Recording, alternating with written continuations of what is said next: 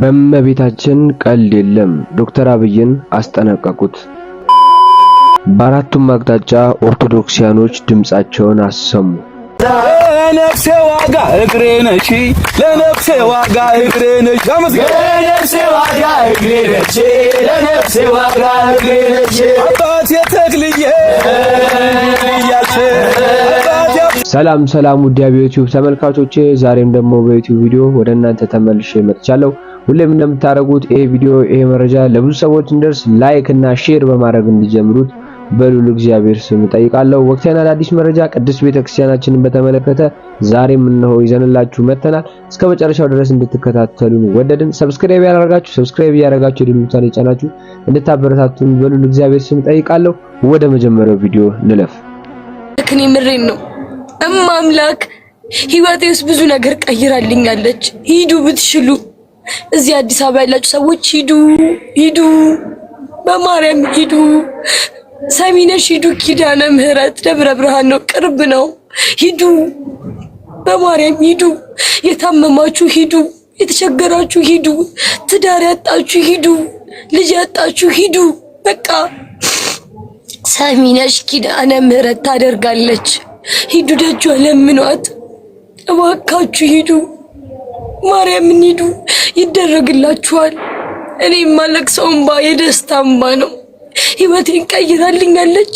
ማንም ባልነበረኝ ሰዓት ከጎኔ ነበረች። ባጣሁበት ሰዓት ነበረች።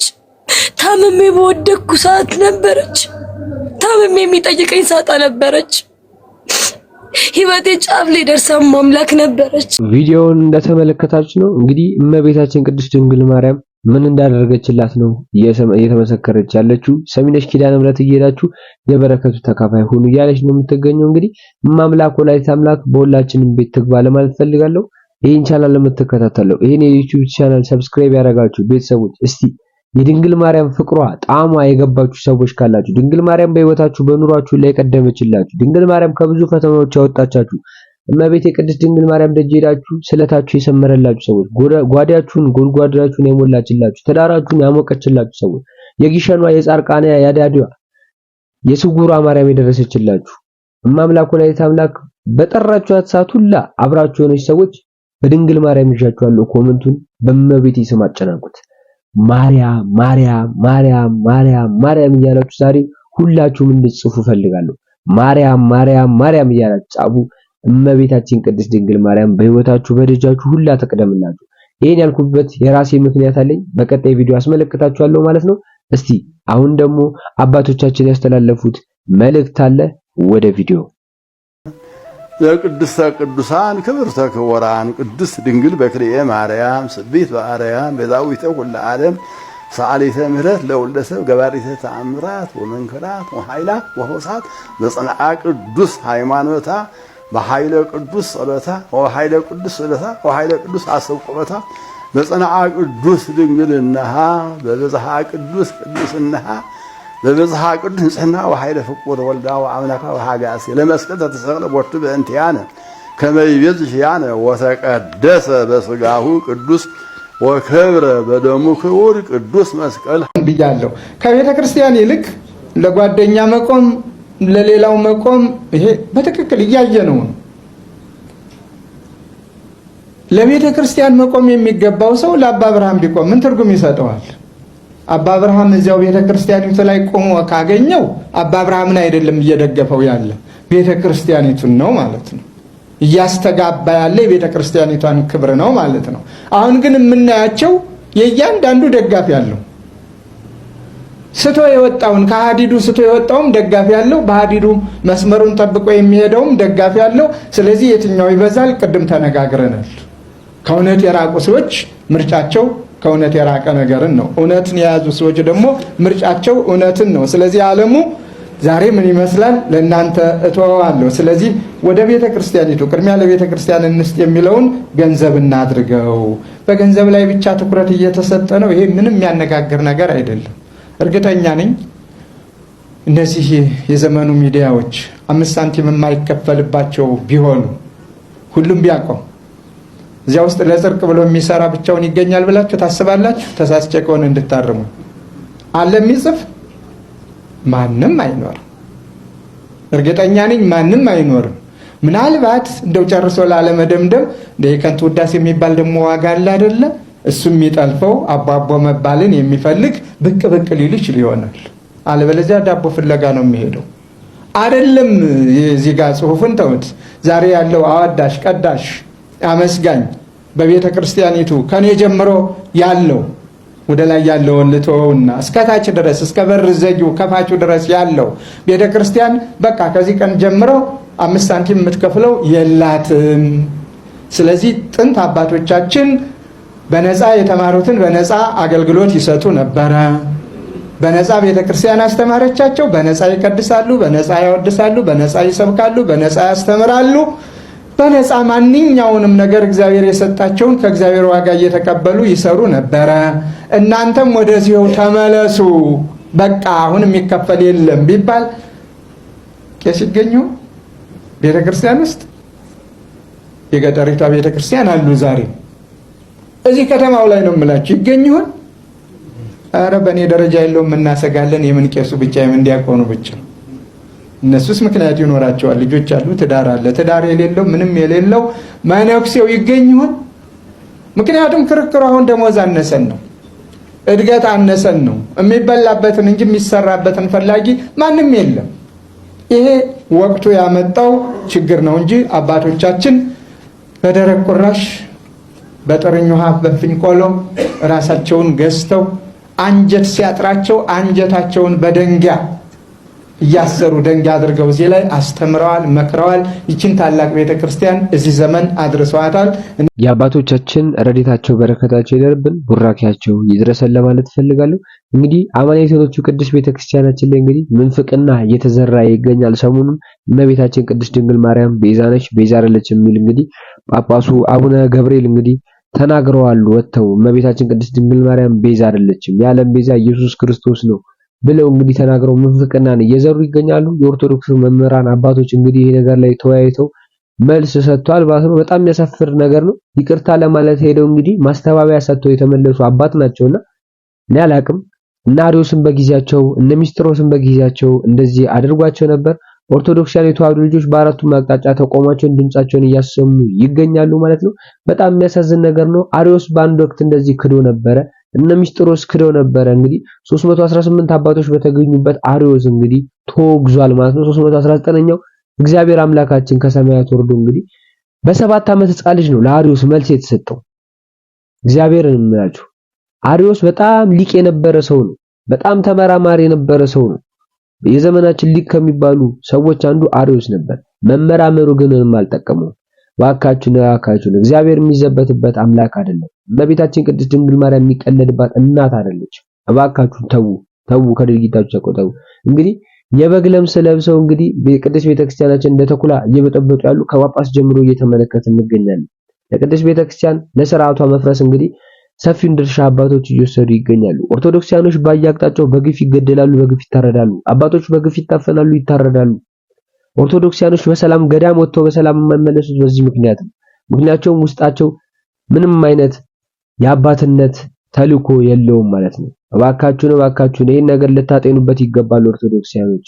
ኢየሱስ ክርስቶስ በደሙ የሰራትን አማኔቶችን ቅድስት ቤተክርስቲያን እንግዲህ እንደነዚህ አይነት ዘርን ፖለቲካን የተላበሱ አባቶች የቅድስት ቤተክርስቲያናችን አስተምሮ እየሸረሸሩ ይገኛሉ። አሁንም ልንጠነቀቅ ይገኛል። ቅድስት ቤተክርስቲያናችን እየበረዟት ነው የሚገኙትና ልንጠነቀቅ ይገባል። ኦርቶዶክሳውያኖች አሁንም የተለያዩ ሐሳቦችን እያቀረቡ ይገኛሉ። እናንተ ሐሳባችሁን ኮሜንት ላይ እንድታስቀምጡልኝ እፈልጋለሁ። ወደ ቪዲዮ ገብቷችኋል። እኔ ብዙ እንግዲህ ስደክምበት ታውቃላችሁ ይሄን ሚዲያ ብዬ አስባለሁ። ስለዚህ ምንም አይነት ጥያቄ በጋዜጠኞች እንዳይቀርብ ምንም መጠየቅ አልፈለጉም። እሳቸው የፈለጉትን ብቻ ድርር አድርጉ። ምክንያቱም የነገው ቋሚ ሲኖዶስ እንደማያልፋቸው ያውቁታል። ተግባብተናል። እንደማይተዋቸው ያውቁታል። ያ ስለሚሆን ያላቸው አማራጭ ልብስብስ አድርገው በልባቸው ያለውን ይህንን ምንፍቅና ሐሳብ ቅብጥብጥ አድርገው ማለፍ። እንደው በኩራት እመቤታችን ቅድስት ድንግል ማርያም ቤዛ ናት ብለው በነገረ ማርያም ጥግ ነገሮችን አስረድተውናል አይመስለኝ። በነገረ ማርያም ትምህርት ድንግል ማርያም ቤዛ ስለመሆኗ ሳይሆን ራሳቸውን ስለመከላከል የሰጡት መግለጫ ብዙ የመግለጫውን ክፍል ይዟል። ይቅርታ ይሄ አይደለም። ይቅርታ ይሄ አይደለም። ስለዚህ ይሄ ነገር አሁንም በቋሚ ሲኖዶስ ውስጥ ደግሞ ተደጋግሞ ባይዘው መነሻው ይሄ ጉዳይ ሆነ እንጂ በጣም ቪዲዮን ገብቶ ማየት ነው። ሌሎች ያስተምህሮ ግድፈቶችን ራሱ ቪዲዮ ላይ ማየት ይቻላል። እንደው ድንግል ማርያምን በእሷ ፍቅር የተቃጠልን ስለሆነንና ምንም ነገር እንደው እሷ እንድትነካብን ስለማንፈልግ በእሷ ላይ ብቻ የተነሳውን ያስተምህሮ ግድፈት ጎተትን ሳብናት እንጂ ብዙ አይነት ትምህርቶች አሉ። ስለዚህ አሁንም ይቅርታ ጠየቁ ምናምን እኔ በጣም የሚገርም እኮ ነው። ማለት ይቅርታ ማለት አሁን አለ ፍኖተ ጽድቅ ለምሳሌ ከዚህ ቀደም ይቅርታ ሲጠይቅ አቶ ጸጋዬ ያነበበው ወረቀት ቤተ ክርስቲያንን በድያለሁ የሚል ሙሉ ቃል የያዘ ዶግማ፣ ቀኖና፣ ትውፊትን የሚያጎድፍ አካሄድን ተከትያለሁ ብሎ ምስክርነት የሰጠ ይቅርታ ጠያይቀን በመግለጫ ተመልክተናል። ይሄ ለነገ መጠያየቂያ ስለሚሆን ነው። ባይዘዌ ዛሬ ፍኖተ ጽድቅ ምድራዊው ገብርኤል ግን በጣም ይጠላሻል። አንቺ ርሪት ነሽ፣ ይኸው ዝም ብለሻል። ገብርኤል ሲመጣ ከሰማይ ተልኮ ምስጋና አቀረበ ፊትሽ ተንበርክኮ። እመቤቴ ማርያም እኔ ወድሻለሁ፣ ምስጋናሽን ዘወትር እቀኝልሻለሁ። ቤዛዊተ ዓለም እኔስ ስልሻለሁ፣ ምክንያተ ድኅነትሽ እኔሽ ስልሻለሁ። ለነፍሴ ነፍሷ ነሽ እመካብሻለሁ። ቤዛ አብርሃም ሲባል ተቃውሞ አልገጠመው፣ ቤዛ ሙሴ ሲባል ተቃውሞ አልገጠመው። ለድንግል ሲሆን ግን ምነው ዓለም ጨነቀው? በእርግጥ እናውቃለን፣ ትንቢትም ተነግሯል፣ የእባቡን ራስ የሚቀጠቅጠው ልጇ ነው ተብሏል። ስለዚህ አይወዳትም አውሬው ማርያምን፣ ዝም ብሎ ይደክማል ላይቀንስ ክብሯን። አውሬው ተሰጥቶታል የሚሳደብ አፍ፣ እየተሯሯጠ ሰውን የሚለክፍ። አንዴ ሲያሰድዳት አንዴ ሲያስጠማት ምንም አላለችም ድንግለኛ ናት። ዛሬም አልተዋትም የአዳም ጠላት፣ ዛሬም አልተዋትም የአዳም ጠላት። ዓለም እንደው ድኗል በኢየሱስ ሞት፣ እሷም ትባላለች ምክንያተ ድኅነት። ምድራዊው ገብርኤል ግን በጣም ይጠላሻል። አንቺ ርሪት ነሽ፣ ይኸው ዝም ብለሻል። ከተራራው ሀገር ከኤፍሬም ከተማ ከኤልሳቤጥ አንደበት ምስጋና ተሰማ። የጌታዬ እናት እንዴት ትመጫለሽ? አንቺ እኮ ከሴቶች የተባረክሽ ነሽ። ሰላምታሽን ማርያም ጆሮዬ ሲሰማ ጽንሱ ሰገደልሽ። አቤት ያንቺ ግርማ። ተናግሮ አናጋሪን ጌታዬ ያዝልኝ፣ ይህንንም እንድል እሱን ያነሳሳኝ። እንዳመሰግናት ምስጢር ግለጥልኝ። ምድራዊው ገብርኤል ግን ከልቡ ይጠላሻል። አንቺ ርሪት ነሽ፣ ይኸው ዝም ብለሻል። የሰማዩ ገብርኤል ያመሰግንሻል። የሰማዩ መልአክ በጣም ይወድሻል። እመቤቴ ማርያም እኔ ወድሻለሁ፣ ምስጋናሽን ዘወትር እቀኝልሻለሁ። እመቤቴ ማርያም እኔ ወድሻለሁ፣ ምስጋናሽን ዘወትር እቀኝልሻለሁ። እመቤቴ ማርያም እኔ ወድሻለሁ፣ ምስጋናሽን ዘወትር እቀኝ። ከዚህ ሰዓት ጀምሮ ፍኖተ ጽድቅንም ሆነ በፍኖተ ጽድቅ ያሉትን ምንፍቅናዎች፣ ክህደቶች የመቃወም ቻሌንጅ እንጀምራለን። ነገር ግን አካውንቴንም ሆነ ይህንን ቪዲዮ እንዳያስጠፉት ሼር፣ ኮፒ ሊንክ አድርጋችሁ ብዙ ኦርቶዶክሳውያን ጋር አድርሱ። ሁላችሁም ኦርቶዶክሳውያን የሆናችሁ ስለ ሃይማኖታችሁ የሚገዳችሁ ሁሉ ኮመንት ላይ እየገባችሁ ፍኖተ ጽድቅንም ሆነ በፍኖተ ጽድቅ ያሉትን ምንፍቅናዎች፣ ክህደቶችን እንቃወማለን። ከዚህ በኋላም ይበቃናል ብላችሁ ኮመንት አድርጉ። ዲያቆን ሄኖክ ኃይሌ በብፁዕ አቡነ ገብርኤል ስብከት ላይ ጠንከር ያለ ትችቱን ሰንዝሯል። ዲያቆን ሄኖክ ኃይሌ በጽሁፉ ላይ እንደዚህ አለ። ሰዎች ማን እንደሆኑ ሲያሳዩ በመጀመሪያ ቀን እመናቸው ትላለች ማያ አንጀሎ። ይህንን ጽሁፍ ከትናንት በስቲያ ጽፌው ስሜታዊ ሆኜ እንዳይሆን በሚል ትንሽ ቆይቼ ልመልከተው ብዬ አሳደርኩት። በቆይታ ሐሳቤ ሊቀየር ስላልቻለ እንደወረደ ለጥፌዋለሁ። የምናገረው ነገርም እሳቸው ስለ ድንግል ማርያም ከተናገሩት አይከፋም። ነገረ ሃይማኖታዊ መልስ ከበቂ በላይ በአደባባይ ተሰጥቶበታል። ጉዳዩ ላይ ግን የምለውን ልበል። ፍኖተ ጽድቅ የሚባል ባጭ ቤተክርስቲያን ላይ ከወጣ ጀምሮ አንዴ ዘፈን በሚመስል መዝሙሩ፣ አንዴ መንፍቅናን በሚያገሳ ስብከቱ ምዕመናንን ሲያወዛግብ ሰንበትበት ብሎ ነበር። ጌታ በወንጌሉ ሀሎ ገደላ እየትጋቡ አንስርት በድን ባለበት በዚያ አሞራዎች ይሰበሰባሉ እንዳለው የፍኖተ ጽድቅ ባለቤት ሙዳ ስጋ ይጥላል ብለው ተስፋ ያደረጉ ሰዎች ዙሪያውን ስለከበቡት ላለፉት ጥቂት ዓመታት ቤተክርስቲያን ከነንፍጡ ካልወደደችው ብለው ሲሟገቱ ከርመዋል።